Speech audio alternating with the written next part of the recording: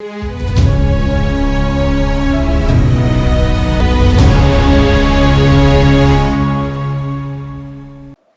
दोस्तों, राजनीति की बातें किताबों की कहानी में एक बार फिर से आपका स्वागत है। मैं हूं आपका दोस्त धर्मेंद्र कंवारी।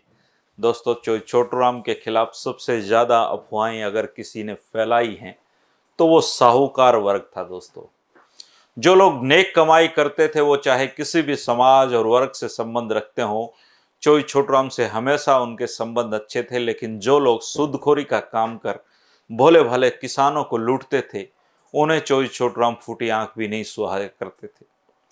चोई छोटू राम जानते थे कि कर्जों के लेन देन के चक्रव्यूह में जो किसान एक बार फंसा, उससे बाहर चाहकर भी नहीं निकल सकता, और पीढ़ियां खप जाती थी। दोस्तों, कर्ज उतारते उतारते उतरता नहीं था। थोथी मान मर्यादा के दायरे में घिरा किसान मूक भाव से ऋण की मार को सहता रहता था। कर्ज का षड्यंत्र छल छदम की जीती जागती तस्वीर था। इसलिए कर्जा समझौता बोर्ड बनवाकर चौधरी छोटू राम ने उसमें एक बहुत बड़ा कदम उठाया था। और उसमें किसानों को कैसे लूटा जाता था, कर्जा समझौता बोर्ड बनने के बाद ये खेल सबके सामने आ गया। एक उदाहरण मैं आपको देना चाहूंगा। सोनीपत तहसील का जो खादर क्षेत्र था, जो सिरसा सूरी मार्ग और यमुना नदी के बीच में है, वहां कर्जों के लेन देन का ढंग ही बड़ा अजीब तरीके से चलता था।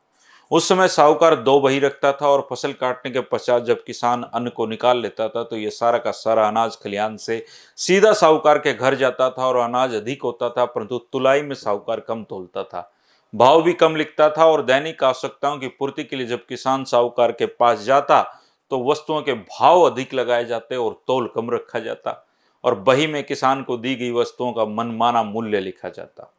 किसान को ना बही देखने का अधिकार था और ना ही इतनी समझ थी, क्योंकि पढ़े लिखे लोग उस जमाने में हुआ ही कहाँ करते थे। यह क्रम आगामी फसल के आने तक चलता रहता था। 6 महीने के बाद दी गई उधार को जोड़कर उस कुल रकम पर ब्याज लगाकर दूसरी बही में नगद दी हुई रकम दिखाई जाती और चढ़ाया जाता। असल में यह रकम नगद ली हुई रकम न होकर उधार ली गई वस्तुओं का मूल्य होता था। इस प्रकार प्राय किसान को दोहरा नुकसान उठाना पड़ता था, और न्यायालय में दूसरी बही के आधार पर मुकदमा किया जाता था। कर्जा समझौता बोर्ड में इस प्रकार के अनेक विवाद चोई माड़ू सिंह के सामने भी आए, और उन्होंने सिलसिलेवार चोई छोटू राम के सामने सारे तथ्य रख डाले।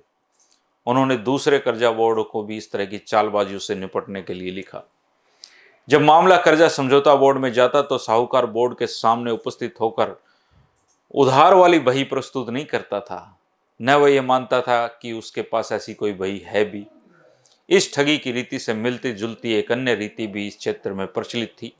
सूदखोर अपने परिवार के लोगों की भिन्न भिन्न नामों से फर्म बना लेते थे, और अनपढ़ कर्जदारों के अंगूठे सभी फर्मों की बहियों में लगवा लेते थे। उपयुक्त प्रकार की हेराफेरी से निपटना कोई आसान काम नहीं था। यदि बोर्ड डाल डाल पर था तो साहूकार पात पात पर बैठा हुआ था, और पात पात पर बैठे साहूकार को नंगा करना ही चोई छोटू राम के जीवन का मकसद था। इसलिए कर्जा समझौता बोर्ड के अध्यक्ष उन्होंने ऐसे लोगों को बनवाया था जो किसी भी प्रकार के लोभ लालच से दूर रहे।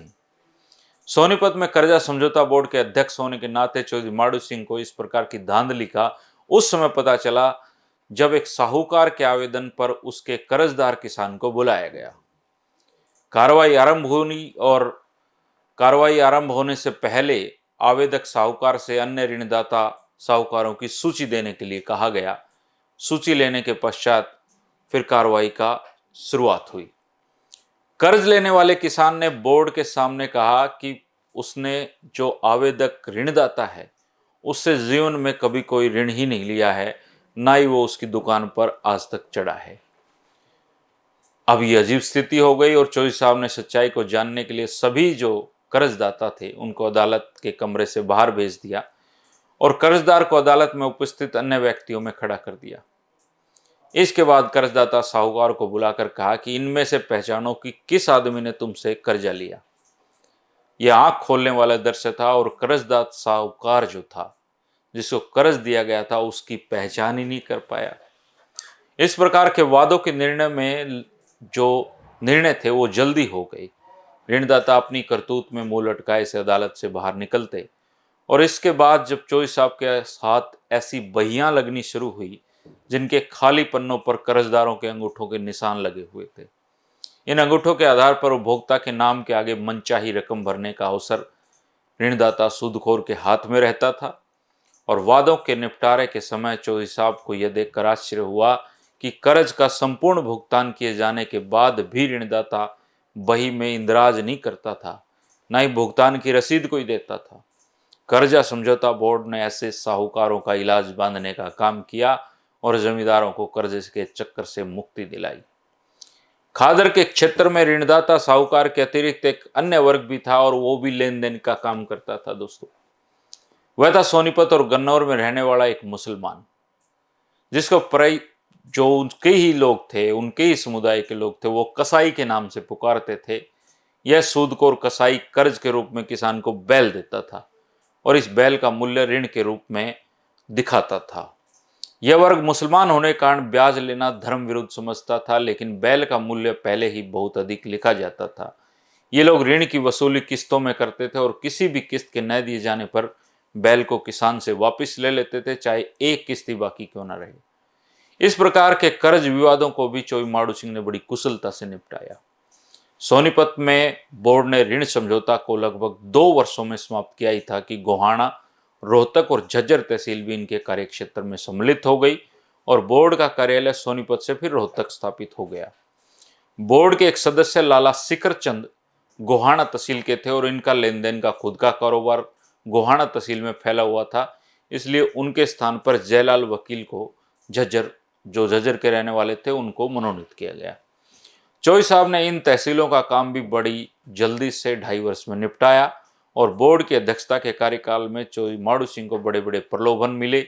इन प्रलोभनों में रुपए पैसों से लेकर सोनीपत में रिहायशी मकान के लिए प्लाट देने तक के लालच शामिल थे, परंतु चोई साहब ने इन प्रलोभनों को ठुकराकर निरुकार रूप से अपना कर्तव्य निभाया और कर्जा समझौता बोर्ड के अधिकार सीमित थे और इसकी आर्थिक सीमाएं भी निश्चित थी। यदि कोई ऋणदाता साहूकार हिसाब प्रस्तुत नहीं करता तो उसके कर्जे की राशि समाप्त की जा सकती थी, अन्यथा नहीं की जा सकती थी। चोई माड़ू सिंह की अध्यक्षता में बने बोर्ड ने उस समय 4.5 साल के कार्यकाल में लगभग 25 करोड़ के ऋणों का निपटारा किया था। इससे ऋणदाताओं को अनुमानित 10 करोड़ रुपए आसान किस्तों पर देना पड़ा और कुछ व्यक्ति नगद और पशु आदि के रूप में भुगतान करके ऋण के फंदे से मुक्त हो गए। इस प्रकार के समझौतों से ऋणदाता किसान भी संतुष्ट हुआ, क्योंकि उसको दीवानी अदालत की कोर्ट फीस आदि की बचत होती थी और खुशी के मारे किसान चौधरी छोटूराम के जयकारे लगाने लग जाते थे, तो चौधरी माड़ू सिंह को भी तसल्ली होती थी।